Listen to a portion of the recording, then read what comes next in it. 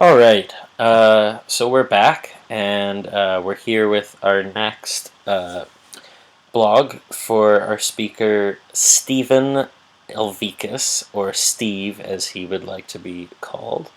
Sorry if I butchered the last name, Elvikis or Elvikis, I'm not sure.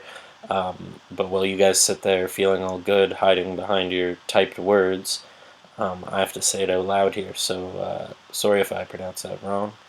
Um, anyway, Steve was a former graduate of this program, the one that we are in currently. So it's pretty cool to see a real guy from the program up there talking, looking like he's enjoying what he's doing, and sharing it with us. Um, he works for a company called GeoMedia, and he started there pretty much fresh out of the program. And they were looking for junior positions at the time, so he kind of saw that opportunity and hopped on it right away. Um, his company it's sort of like a third party company, so companies would come to their company to get research done for market research in terms of advertising, where they should be advertising to, mostly in paper flyers, but also with internet based stuff. And this was extremely relevant to me because our Green Party thesis project really relates closely. We get our data collection from StatsCan, like he said he did with his demographic data. It's all a demographic kind of based analysis, like ours is. He does a few things that we wouldn't do, and we're doing a few things that he wouldn't do, given that we're a political candidate. Whereas he's marketing more for consumer goods. But realistically, we're marketing a person. He's marketing a product. It's all similar and it works hand in hand. And it was really cool seeing once again some of the simple applications that he used. Uh, he uses map info, for instance. We've been using arc to do our project, and we've been thinking about doing things like crigging and that sort of thing because we have those capabilities, and we know that it can work for our project. um, but he used even simpler things like simple buffer zones and things like that. Also, the software they used was pretty cool.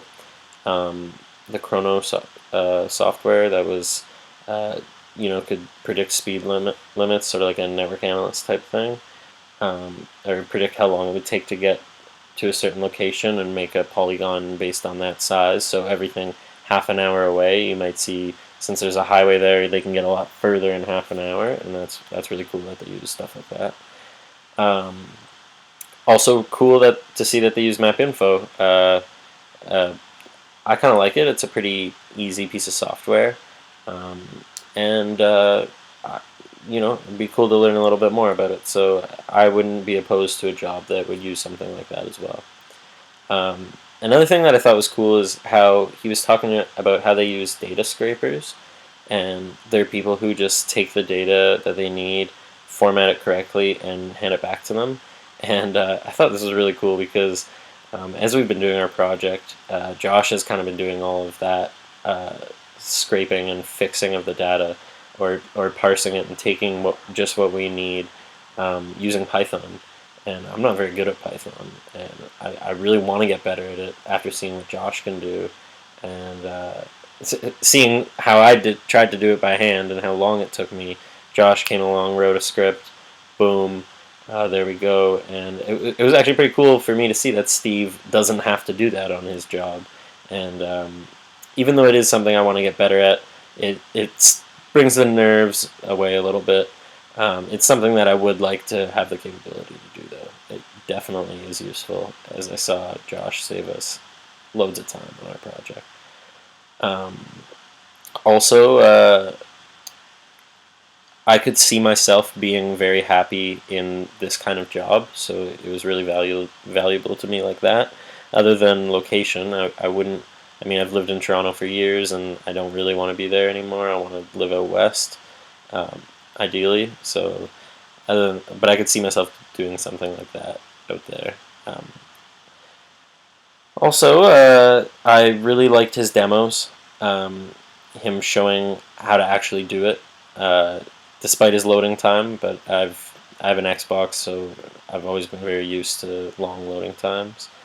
Um, but Also, he was a very professional guy, and if he isn't professional, then he certainly had me fooled, uh, as I'm sure he did the rest of you. So he's either a great con artist or a very professional guy, and I'm guessing it's the latter. Uh, just another shout out, my man Sonny with the wine presentation. I liked how you made it known that it was a small token of our appreciation, and my only criticism, maybe just a little bit louder next time, but it was really good.